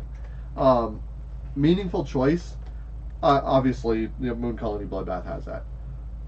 But here's why this wins, hands down, because especially with game immersion. Yeah. The end of the rule book, after you're done, you say how much money you have, and it tells you one of 100 different outcomes of what your life as a degenerate gambler has become because of how much you've won in return. Yeah. That is one of the funniest things I've ever heard in my life. And the fact that they just did that just because like that would add on to the theme. And they didn't like go easy on it. It's like, oh well, you invested in it. No. It's like you bought you bought your own mascot outfit and lived in the field from then until your last day. Yeah. Trying to hold on to that joy you just had. It's like, what? Who came up with this stuff? Like it's so good that like this is probably my favorite game to play out of all of these 8. And like a game is good when you're halfway through explaining the instructions and somebody goes, yeah, I'm gonna have to buy this game now, because halfway through the instructions, they're like, I see what this is going to do, and I already like what it's going to do. Hot Streak, I think it moves on, personally. I think it wins everything except for meaningful choice. You know what my issue with Hot Streak is? What's that? I'll knock it a little bit when it comes to the art and production.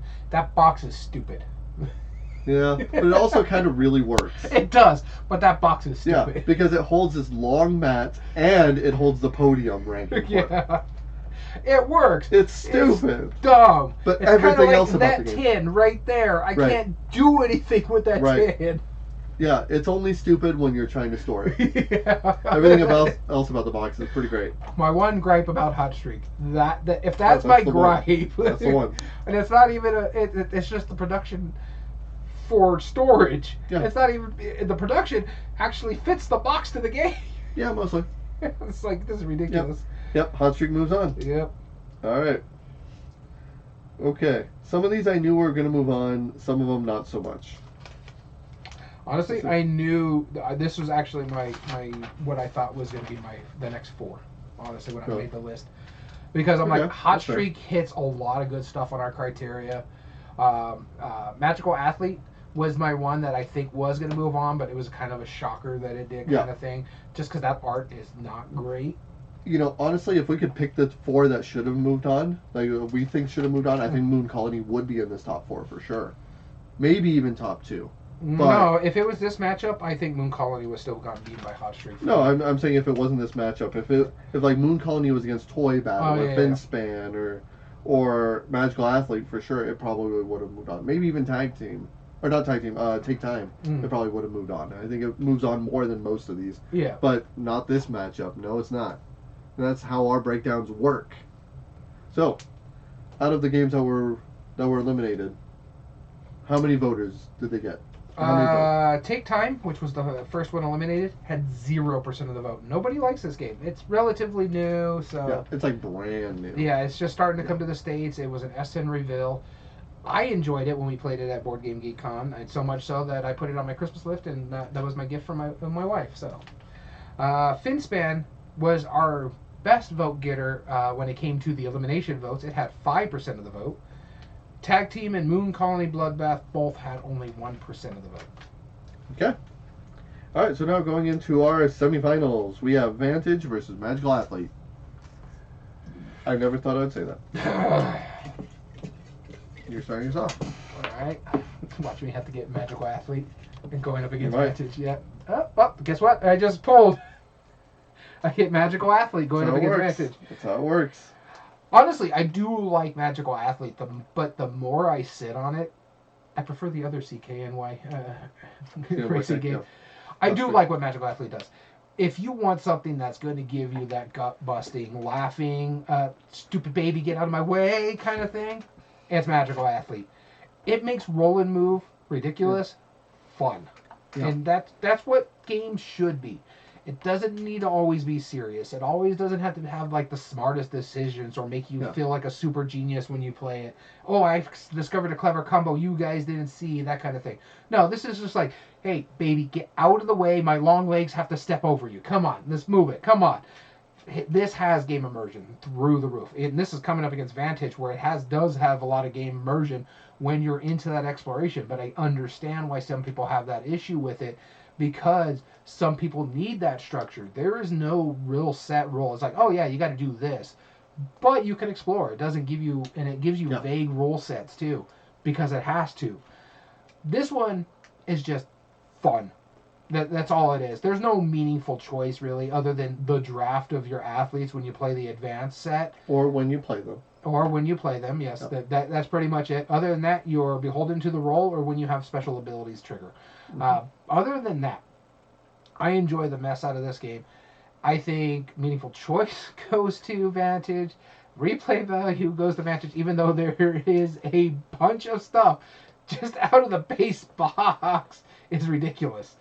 The length of time maybe could be the push there, but I just think Vantage hits everything else, but man, and it will hit art and production, even though those chunky pieces are really nice.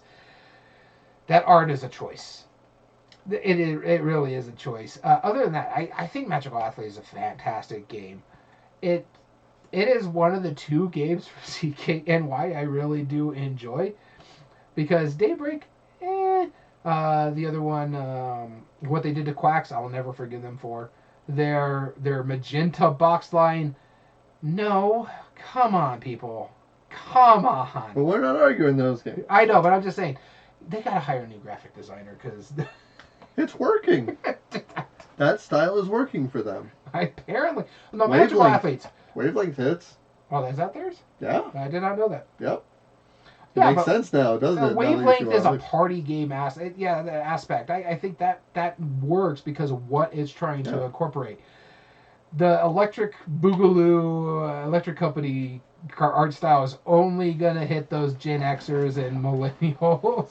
No, I think, not to disagree, but like I think, but he's gonna disagree. No, I think that's art style. All they were trying to do was lean into the ridiculous. Like, this game is a fever dream of a game, and it works that way.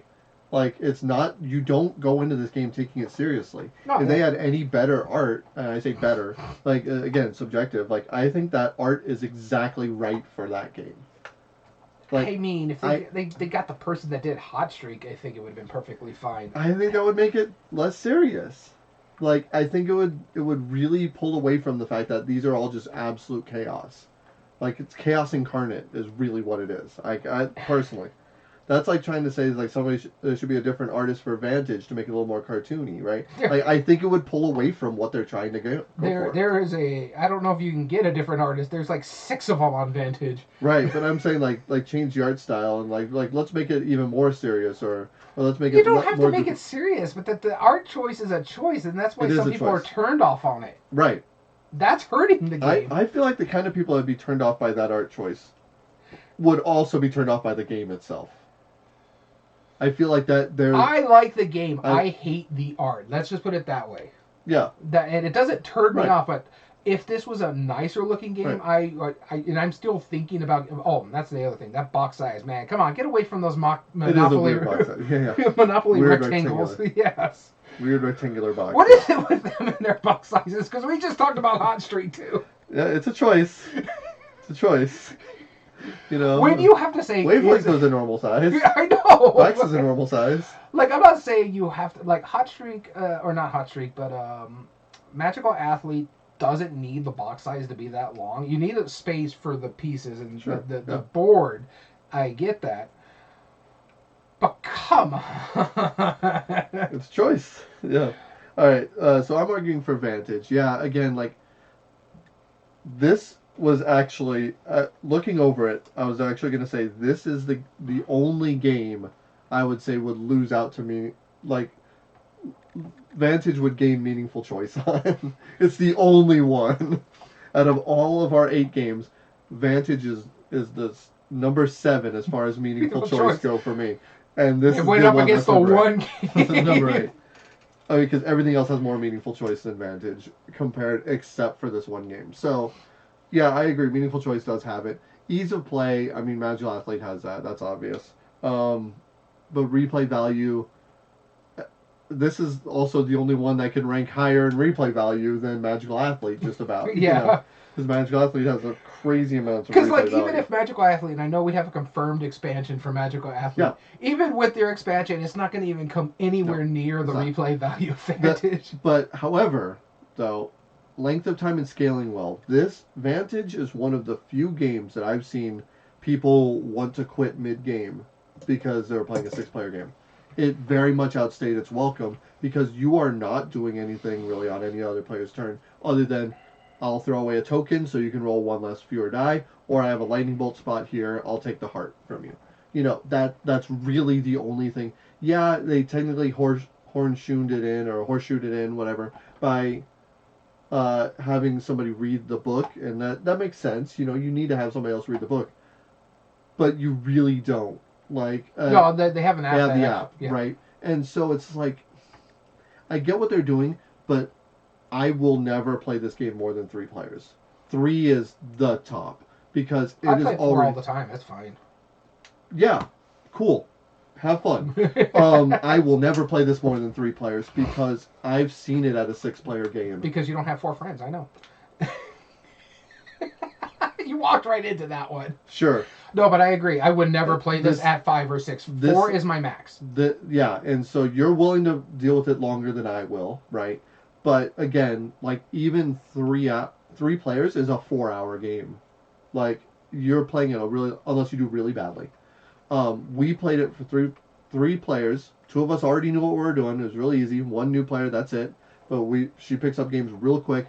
It took us more than 4 hours because we actually won the game, and that's why it took us 4 hours. Is because we had to find the very specific things it needed to win the game. That's weird because our first game took 4 hours. We weren't playing explorative. We were playing specifically. Our goal is to beat the game. Well, yeah, but that's what I'm saying. I played it with our group. That was the only 4 hour game we played. Cool. My other group, I've never went over 3 hours. You are somehow the outlier in every situation. I don't know.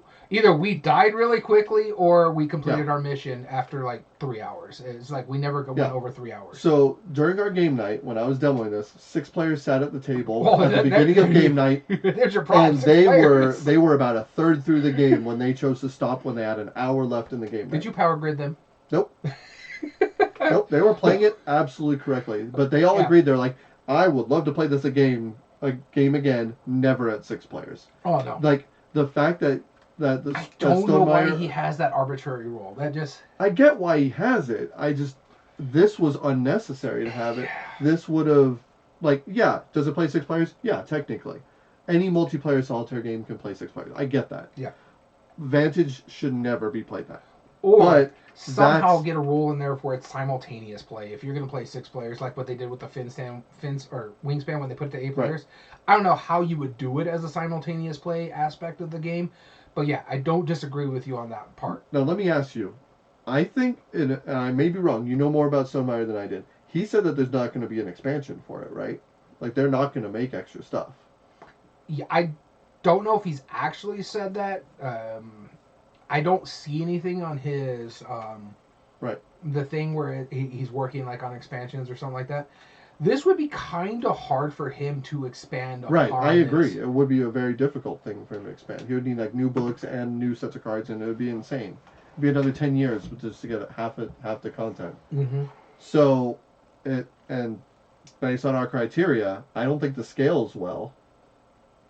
I think it scales fine, but it's just not 6 players. I agree with you. Yeah, not compared to Magical Athlete. Not compared to Magical Athlete. And because of the expandability, I think it gets replay value. Right? Okay. Yeah, that's the only one. Ease of play is Magical Athlete as well. But then, as far as meaningful choice, oh man, game immersion though. Hold on, let's break it down. Well, art and production, I will give to Vantage. I think that's Vantage. I agree. Game immersion. Yeah, okay. There's not much player interaction, but is the game fun to lose in both of them? Yes. Do they both have memorable moments? Yes. Okay. So I'm willing to call it barely Vantage. Yeah, my thing is I agree. I think they're both fantastic there. I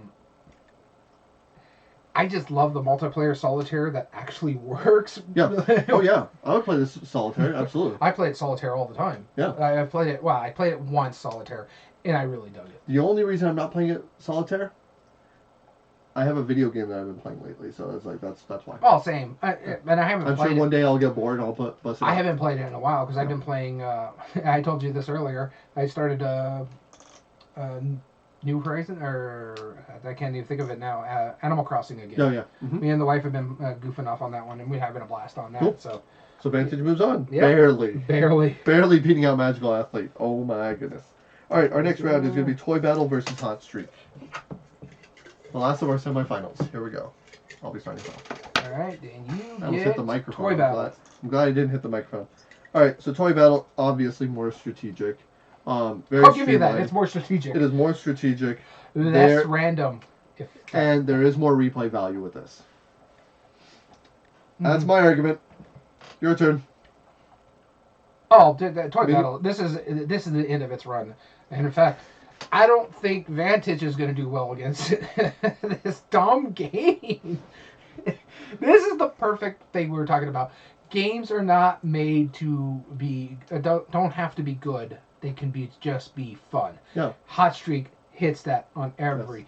Yes. If you like Ready Set Bet, but you want more shenanigans, this is perfect for you. Yep. If you like a racing game like Downforce, but thinks it needs more shenanigans and more gambling, this is for you. This is a fantastic game that just checks all our boxes practically. The art and production's fine.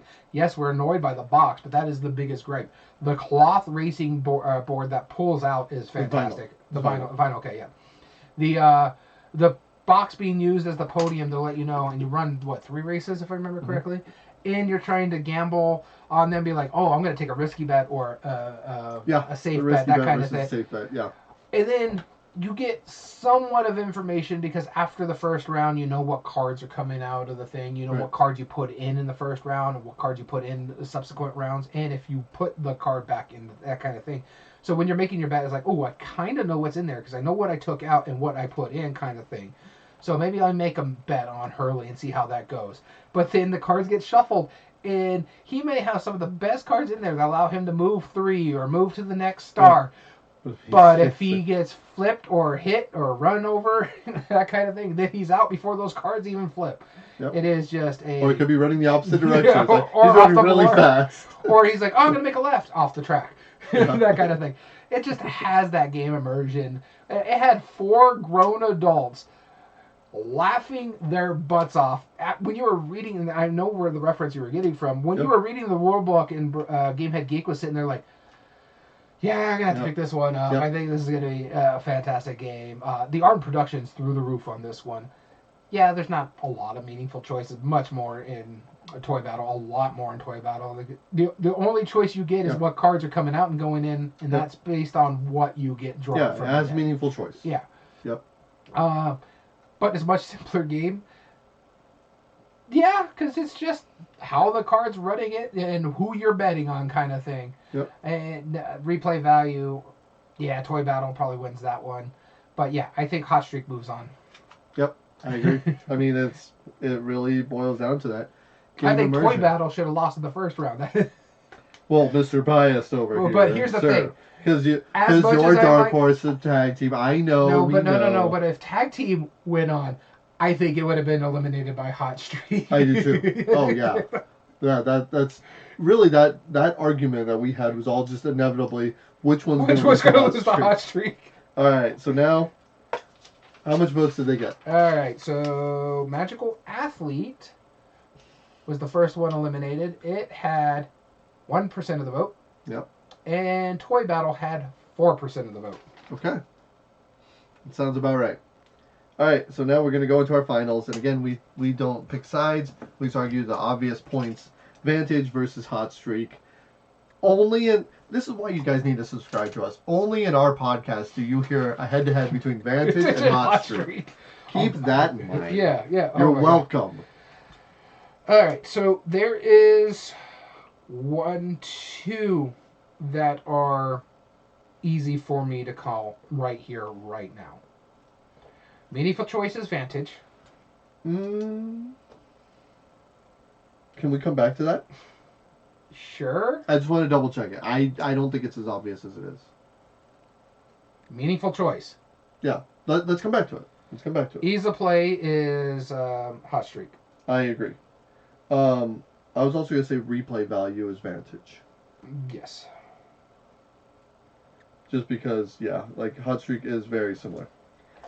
Okay. Let's go to art and production. I feel like that.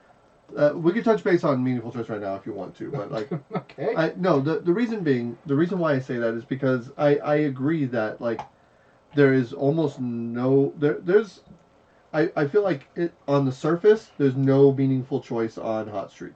Like, it looks like this is the most random game in the world. I admit that that's what it seems like.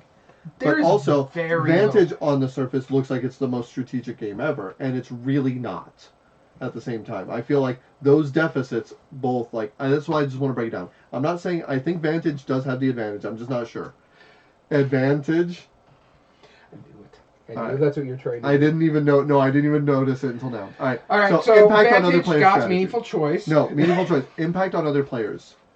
That is Hot Streak, right? Vantage, you don't have impact. I don't have any impact on I don't know really what you're betting on or what you're trying. You have every impact on what card comes out, and you have that insider information. Yeah. If Hurley was rocketing and you have a move 3 for Hurley, have have that information Yes. doesn't necessarily know it's coming out because the cards are randomized by a shuffle. Right, but what I'm saying though is that like after the first round, you saw Hurley. It's in first place podium, right? It rocketed Hurley through. never got first place in our game. What Never are you in talking ours. about? Never in ours. But let's say it did, hypothetically, right? You're seeing the character, or Mum got first place in Hurley got eliminated twice. Okay, fine. You're arguing not the point. What I'm saying is, okay, what was the one that won? Tell me. Was it Dangle? It was Dangle that won twice, and it was Mom so that Dangle, won. right? So Dangle after the first round, you're like, clearly Dangle moved a lot. There was a move 3, and then you deal out cards randomly from the deck. You have that move 3 on Dangle. You're like, wow, okay, that's a big deficit to it.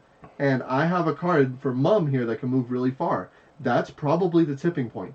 That is a massive choice, and that's a massive impact on everybody else. How is... Yeah, okay. Yeah, so I have that information. I put that card in how that do deck. I impact... But if it gets shuffled to the bottom of the deck and somehow Dangle gets knocked off the board or stomped on before that card comes up because I have no control of however that card comes up, Yes. that's not an advantage. But you have that... It's not an advantage. You're saying impact on other players. You have that impact of what you do and don't include in that deck. Yes, but That's I a impacted huge myself without even realizing it. Because that happened to me twice in that game. I put a card and then I'm like, okay, I'm going to bet on this So what's guy. the impact on other players for Vantage? That you can communicate and help them. I can lock dice for them to get... Advice. That's what you're saying. I can advice. lock dice for them. Yeah, okay. Oh, I'll take one penalty. I'll take this way we don't get the penalty here. Right. Or be like, okay, yeah, you should do that, or stuff like that. You're still talking the entire time at the table. You are you're getting cards that can be helpful. If somehow you end up on the same thing, you can trade cards with the person. That happens just as often as impacting other people in Hot Streak. There is much more impact advantage based on communication abilities, too. Like what? I can lock dice. I'd be like, I can use this ability to help you there if you do that kind of check, because I have the things here if you roll those dice. Okay. There is advantages to it. I can play as strategic as possible in Hot Streak with the cards, and by putting them in there, if you shuffle badly, my strategy in there impacts no one. Impacts no one based on a shuffle. Based on a die roll. That is statistically more random. Not based on the color. Sure, yeah. A lot of your characters can lock colors, not just symbols. No, they lock... Your characters only lock symbols. Your extra cards might lock color. Yeah. But I'm saying there is a lot more stuff that you can help the other player. But compared to Hot Streak, you're saying that I can do a lot of information based on 2 cards in one round that can never activate sometimes. And it happened to me twice when we played it. Then, for the sake of not drawing this out, we'll call that a wash. Because I don't see that. Alright, depth of strategy, tactics, or skills. Are you going to say advantage too? Yes. Okay. I don't. I don't agree with that either. Alright, arbitrary choices. NAP. There is nothing but arbitrary choices in both of these games. Okay. So let's call it a wash. Meaningful choice a wash. Sure. Okay. Because I'm like, I don't know how you can say there's meaningful choice at Hot Streak. There is none. There's getting the card, knowing that information, and what card you put in. It's a closed circuit. It's like a closed auction.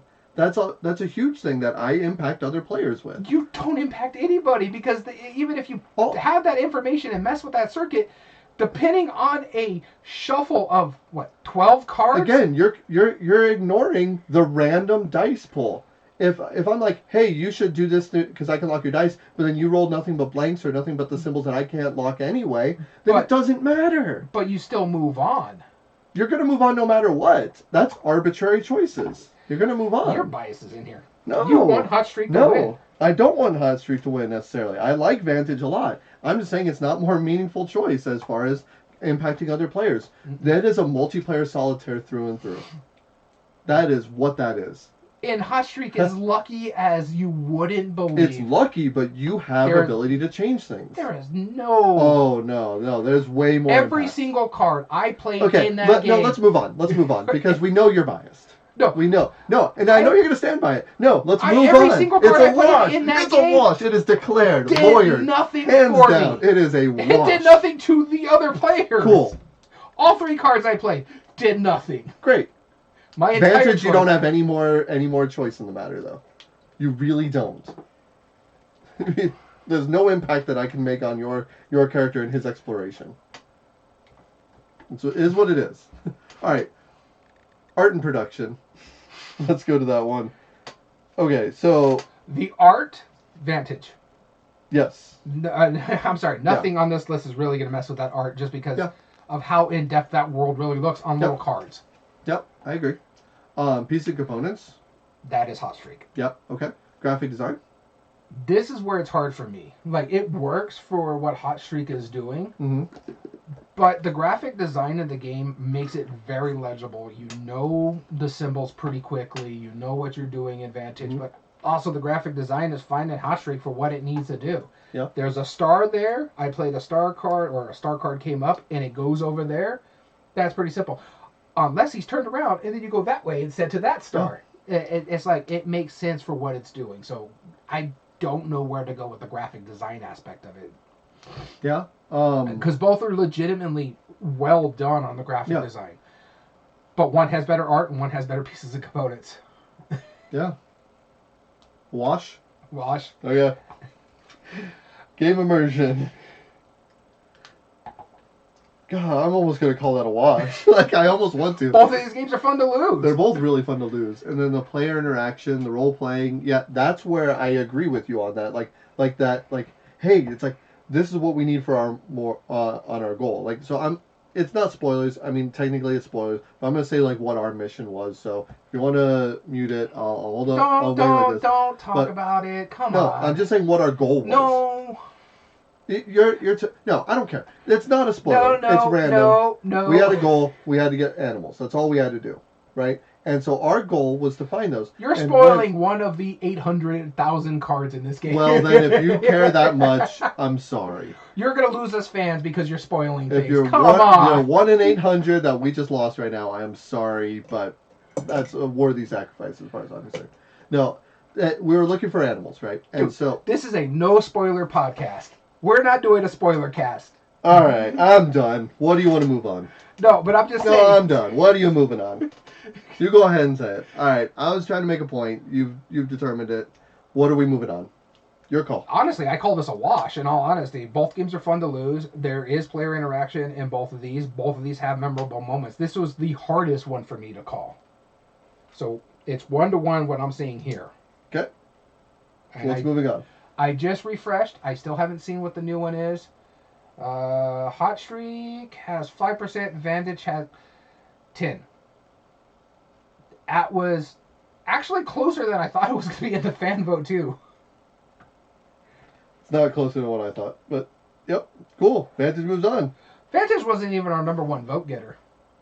Oh, I know. It was Galactic Cruise. But, but true story. Galactic Cruise probably has more meaningful choice than Vantage. Oh, yeah. And more brain burning, too. Oh, sure. We haven't played it. We don't know. But we got to stop ending our debates like that. Like, stop digging our heels. We need to find a way. We should just start flipping the coin at this point. No, I wasn't digging my heels. I'm just trying to stop you from spoiling stuff.